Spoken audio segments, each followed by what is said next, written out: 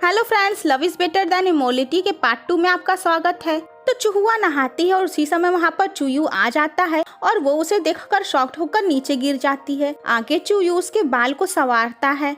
चूहुआ सोचती है कि ये सिस्टम भी कितना क्रेजी था जो उसे ऐसी सिचुएशन में भेज दिया जहाँ साओ बाई इतना नॉन रोमांटिक है और वही चूयू इतना ज्यादा फ्लर्टी है। तो आगे सभी कवि सम्मेलन में जाते हैं जहाँ सभी मार्शल आर्ट्स और जिंदगी की ही पोयम्स को बोलते हैं। चूहुआ फेंग से कहती है कि हमें इस ट्रेडिशन को चेंज करके प्यार वाली पोयम्स को भी बोलना चाहिए और फेंग उसके बाद एक लव पोयम बोलता है। वही चूहुआ सिस्टम के पोयम्स को याद करते हुए एक पोयम बोलती है जिसमें चूयू का नाम मेंशन रहता है और ये सुनते ही वहाँ पे सारे मार्शल आर्ट्स वाले उसके ऊपर अपनी तलवार उठा लेते हैं। फिर क्या था, वो बेहोश होने का नाटक कर लेती है। तो आगे जब साओ बाई चूहुआ को लेकर वहाँ से निकलने लगता है तो सारे मार्शल आर्ट्स वाले उसे वहाँ से जाने नहीं देते हैं। साओ बाई ये बात क्लियर करता है कि चूहुआ का उस इविल लोगों का नाम लेने का कोई भी इंटेंशन नहीं था। तो आगे चूहुआ से मिलने के लिए एक बार फिर से चूयू आता है और चूहुआ सोने का नाटक करती है। तो उसी समय बाहर साय साय आती है और वो चूहुआ को बुलाती है। तो चूहुआ साओ बाई की आवाज में बोलकर उसे वहाँ से भेजती है। तो फ्रेंड्स, ये आवाज बदलकर बोलने का हुनर केवल इविल सेक्ट वालों के पास ही था। साय साय देखती है कि साओ बाई तो बाहर है और फिर वो आवाज बदलने वाली बात साओ बाई को बताती है। वो दोनों अंदर जाते हैं लेकिन वो देखते हैं कि साओ बाई तो वहाँ पे ड्रंक होकर पड़ी हुई है। तो फ्रेंड्स, साओ बाई अपनी फियांसी हुआ की पेंटिंग उसके हुआ फैमिली से मंगवाया रहता है और वो ये देखकर खुश हो जाता है कि उसकी फियांसी दरअसल चूहुआ ही है।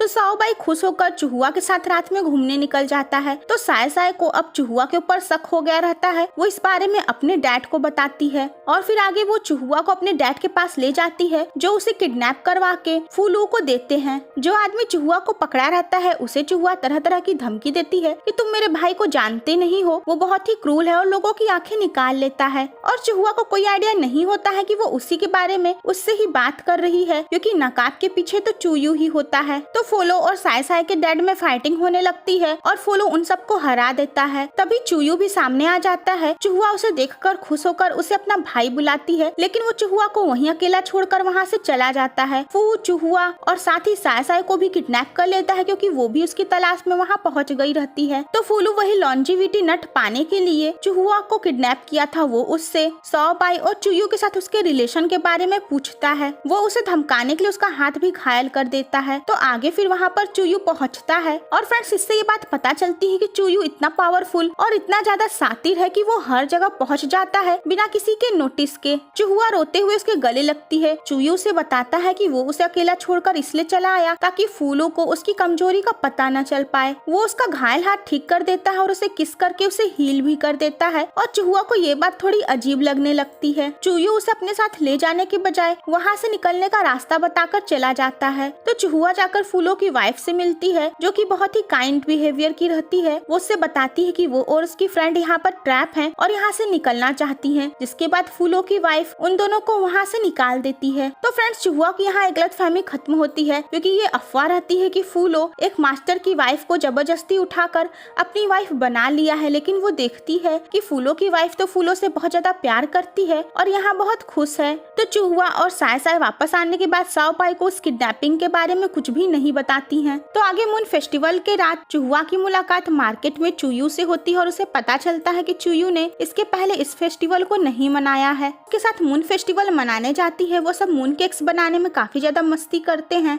और आगे चूयू उसे एक लोटस का फ्लावर भी देता है। तो चूहुआ कहती है अब मुझे वापस जाना चाहिए। तो चूयू उससे पूछता है कि क्या साओ बाई तुम्हारे लिए मुझसे ज्यादा इम्पोर्टेंट है। तो चूहुआ बातें बनाते हुए कहती है कि अभी उसे उसका काम भी तो पूरा करना है। इधर साओ बाई अपने फियांसी के झूठे मौत के पीछे की मिस्ट्री को सॉल्व करना चाहता है। वो उसके घर जाता है और उसके डैड से बता देता है कि आपकी बेटी जिंदा है और ये सुनकर उसके डैड घबरा जाते हैं। वापस आने पे साओ बाई को पता चलता है कि चूहुआ का कहीं अता पता नहीं है और सभी मिलकर उसे ढूंढते हैं। तो चूहुआ वापस आती है और वो साओ बाई से बताती है कि वो खो गई थी। साओ बाई उसको उसके रियल फैमिली के बारे में बताता है और बताता है कि वो उसकी फियांसी है और साथ ही ये कि वो हुआ फैमिली से है। और ये सुनकर चूहुआ शॉक्ड हो जाती है क्योंकि वो अपने आप को तो चूयू की फैमिली का समझ रही थी। आगे रात में चूहुआ का असली भाई उससे मिलने आता है। वो उसके ऊपर नाराज होता है कि तुम वापस क्यों आ गई। उसे अपने भाई से पता चलता है कि साओ बाई उसका फियांसी था लेकिन उसका अफेयर चूयू से चल रहा था। वो चूयू के पास भागकर चली गई थी। तो फैमिली वाले इस समाज के और अपनी जिंदगी के डर की वजह से उसके कमरे में आग लगाकर सबसे ये झूठ बोलती हैं कि वो मर चुकी है। चुहुआ के लिए बात पचानी मुश्किल होती है कि चुयू उसका लवर था, ना कि उसका भाई। तो चुहुआ का भाई एक बार फिर से उसे जलाकर मारने की कोशिश करता है, लेकिन राइट टाइम पर वहाँ लेडी ए आ जाती है और उसके भाई को मारकर चुहुआ को बचा लेती है। चुयू को सारी बात पता चल चुकी रहती है। वो जाता है चुहुआ के डैड के पास और वो उन्हें कन्विंस कर लेता है कि उनका बेटा कहीं बाहर गया है और तब तक वो उसे अपना बेटा बनने का नाटक करने दे, क्योंकि साओबाई ने उनके बेटे को नहीं देखा है। चुहुआ साओबाई के साथ हुआ फैमिली में आती है और वो वहाँ पर अपने भाई की जगह चुयू को देखकर शॉक्ड हो जाती है। चुयू भी वहाँ ड्रामा करने से बाज नहीं आता है और दिखाता है कि वो अपनी प्यारी बहना को कितना मिस कर रहा था। चुहुआ मन ही मन खूब गुस्साती है। साओबाई चुहुआ को उसकी फैमिली के पास ही छोड़कर चला जाता है और चुहुआ इस बात से दुखी होती है। तो आगे चुयू चुहुआ को 2 मैजिकल मोती दिखाता है जो हमेशा आपस में कनेक्टेड रहते हैं और मूनलाइट में चमकते हैं।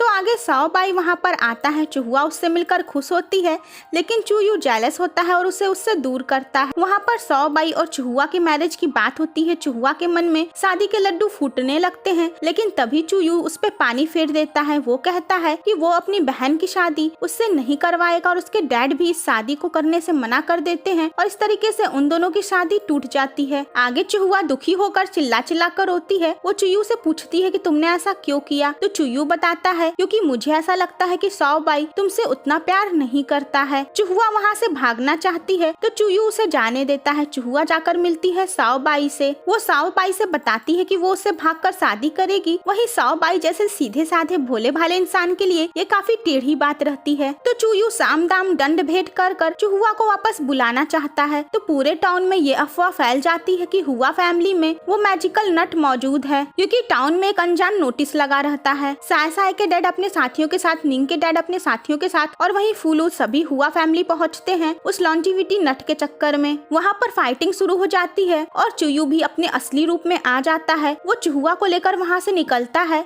साओबाई उनके पीछे जाता है। वहाँ दोनों हीरो में जबरदस्त फाइटिंग होती है। फिर चुयू वहाँ से निकल जाता है। जब साओबाई और चुहुआ वहाँ से वापस आते हैं, वो देखते हैं कि पूरी हुआ फैमिली मर चुकी है। उसके बाद साओबाई चुहुआ को प्रोटेक्ट करने के लिए उसे वापस अपनी हवेली ले आता है। आगे जब चुयू चुहुआ से मिलने आता है तो चुहुआ दुखी होती है और कहती है कि तुम्हारी वजह से वो सारी फाइटिंग हुई थी और पूरी हुआ फैमिली मारी गई। वो कहती है कि मैं तुम्हें कभी माफ नहीं करूंगी। चुयू कहता है लेकिन मैंने तो उन्हें नहीं मारा। तो आगे साओबाई की तरफ से फेंग मैरिज प्रपोजल चुहुआ के पास लेकर जाता है और चुहुआ बहुत ज्यादा एक्साइटेड और खुश होती है, लेकिन वो फेंग को ये बात दिखाती नहीं है। चुहुआ सोचती है कि साओबाई उससे सच्चे प्यार की वजह से उसे शादी करे, ना कि उसके ऊपर तरस खाकर। वो चाहती है कि साओबाई उससे रोमांटिकली प्रपोज करे। आगे चुहुआ से एक बार फिर से चुयू मिलने आता है। वो उसे याद दिलाता है अपने डील के बारे में कि उसे साओबाई के उस मार्शल आर्ट टेक्निक्स को चुरा कर उसे देना होगा, तभी वो उसे जाने देगा। तो आगे फाइनली साओबाई चुहुआ, जो कि अब उसकी वाइफ होने वाली है, उसे अपनी मार्शल आर्ट की टेक्निक्स को दिखाता है जिसे वो मैजिकली सिक्योर कर रखा हुआ था। वो बताता है कि अब तुम यहाँ की मालकिन होने वाली हो तो तुम्हें भी ये याद करना होगा, और चुहुआ को ऐसे याद करने में प्रॉब्लम हो सकती है, इसीलिए वो सब कुछ लिख कर चुहुआ को दे देता है। चुहुआ को बहुत ज्यादा बुरा लगता है कि उसे डेविल के लिए इसको चुराना होगा, लेकिन वो साओबाई को हर्ट नहीं करना चाहती है। तो फ्रेंड्स, इसका नेक्स्ट पार्ट देखना मत भूलिएगा।